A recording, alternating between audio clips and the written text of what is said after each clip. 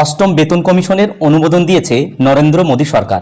ফলে চওড়া হয়েছে কেন্দ্রীয় সরকারি কর্মচারীদের মুখের হাসি। বলা বাহুল্য, এর ফলে বাড়বে তাদের বেতন। এর সুবিধা পাবেন পেনশনভোগী অবসরপ্রাপ্তরাও। বিশেষজ্ঞদের একাংশের দাবি, অষ্টম বেতন কমিশন চালু হলে চাকরিজীবীদের শুরুতেই নামী তথ্য প্রযুক্তি সংস্থার কর্মীদের থেকে বেশি বেতন পাবেন কেন্দ্রীয় সরকারি পিয়ন। শুধু তাই নয়, কর্মচারীদের ন্যূনতম মূল বেতন অর্থাৎ বেসিক পে ছাড়াতে পারে 50,000 টাকা। পরিসংখ্যান বলছে, প্রথম বেতন কমিশন থেকে শুরু করে সপ্তম পর্যন্ত 328 গুণ বৃদ্ধি পেয়েছে তাদের ন্যূনতম মূল বেতন। এদেশের কেন্দ্র সরকারি কর্মচারীদের জন্য প্রথম বেতন কমিশন কার্যকর হয় 1946 সালে 1 এপ্রিল। ভারত তখনও স্বাধীন হয়নি। সেখানে প্রতি মাসে ন্যূনতম মূল বেতন ছিল 55 টাকা, এটাই ধার্য করা হয়েছিল। সর্বোচ্চ মূল বেতন ছিল 2000 টাকা। ঠিক হয়, প্রতি 10 বছর অন্তর কর্মচারীদের বেতন কাঠামোর সংস্কার করবে সরকার। যদিও সেই নিয়ম সবসময়ে মানা হয়েছে এমনটা নয়। গত শতাব্দীর 50-এর দশকের শেষের দিকে দ্বিতীয় বেতন কমিশনের অনুমোদন দেয় কেন্দ্র। সেটাই ছিল স্বাধীন ভারতের প্রথম বেতন কমিশন। ক্ষমতায় তখন দেশের প্রথম প্রধানমন্ত্রী জওহরলাল নেহরু। 1959 সালের 1 জুলাই থেকে দ্বিতীয় বেতন কমিশনের দেওয়ার সুপারিশ মেনে কেন্দ্রীয় সরকারি কর্মচারীদের সংশোধিত বেতন চালু করে তার সরকার।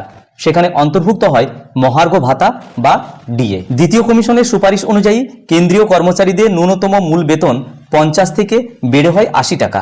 সর্বোচ্চ মূল বেতন হয় 2250 টাকা। উল্লেখ্য, প্রথম বেতন কমিশনের 13 বছর পর দ্বিতীয়টিকে কার্যকর করতে সক্ষম হন তৎকালীন প্রধানমন্ত্রী নেহরু। এদেশে তৃতীয় বেতন কমিশন কার্যকর হয় 1973 সালের 1 জানুয়ারি। প্রধানমন্ত্রী কুর্সিতে তখন নেহরু কন্যা ইন্দিরা গান্ধী।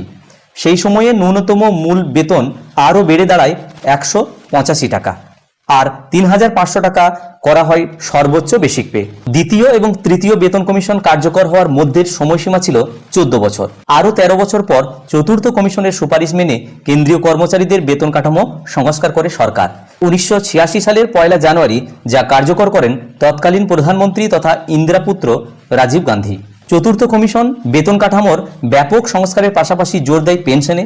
পাশাপাশি সেবার থেকে কেন্দ্রীয় কর্মচারীদের জন্য বেশ কয়েকটা নতুন ভাতা চালু করে সরকার। ফলে ন্যূনতম বেতন বেড়ে দাঁড়ায় 750 টাকা। পাশাপাশি 9000 টাকায় পৌঁছে যায় সর্বোচ্চ বেসিক পে। তাছাড়াও বেতন বৃদ্ধির জন্য ফিটমেন্ট ফ্যাক্টর ধার্য করা হয় 2.3। আর্থিক বিশ্লেষকদের দাবি, বেশ কয়েকটা ভিত্তির উপর নির্ভর করে সরকারি কর্মচারীদের মূল বেতন অর্থাৎ বেসিক পে নির্ধারণ এবং সংশোধন করে কমিশন। একেই বলে ফিটমেন্ট ফ্যাক্টর। নিয়ম অনুযায়ী সংশোধিত মূল বেতন ঠিক করতে বর্তমান বেসিক পের সঙ্গে ফিটমেন্ট ফ্যাক্টরকে গুণ করা হয়।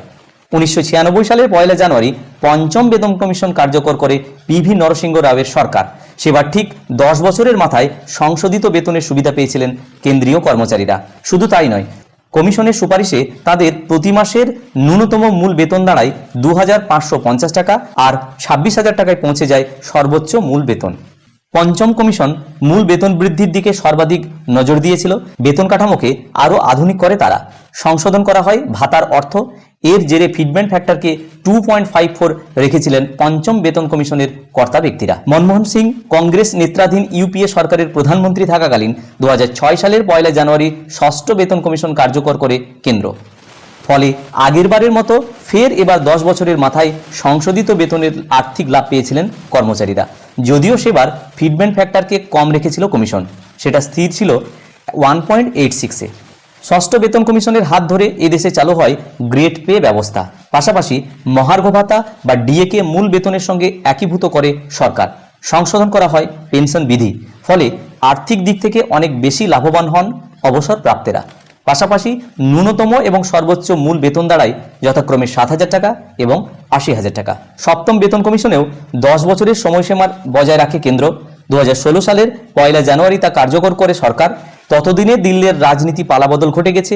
2014 সালের লোকসভা ভোটে বিপুল আসনে জিতে প্রধানমন্ত্রী হন নরেন্দ্র মোদী। তার আমলে হওয়া সেটাই প্রথম বেতন কমিশন। সপ্তম বেতন কমিশনের হাত ধরে পুরোপুরি অবলব্ধি ঘটে কেন্দ্রীয় কর্মচারীদের গ্রেড পে ব্যবস্থা।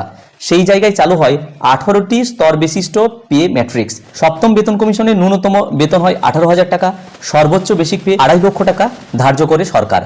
10 বছর আগে এর ফিটমেন্ট ফ্যাক্টর 2.57 রেখেছিলেন কমিশনের কর্তা ব্যক্তিরা। সূত্রের খবর, এই বছরে অর্থাৎ 2026 সালে 1 জানুয়ারি থেকে 8ম বেতন কমিশনের সুপারিশ মেনে নতুন বেতন কাঠামো চালু করতে পারে কেন্দ্র, যদিও বাস্তবে তা কার্যকর হবে সামনের বছর। সেক্ষেত্রে এই সময়সীমার বর্ধিত বেতন এরিয়ার হিসাবে একবারে পেয়ে যাবেন কর্মচারী এবং পেনশনভোগীরা।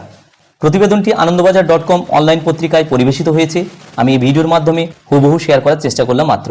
ভিডিওটি প্রত্যেকে দেখার জন্য ধন্যবাদ। প্রত্যেকে ভালো থাকুন, সুস্থ থাকুন।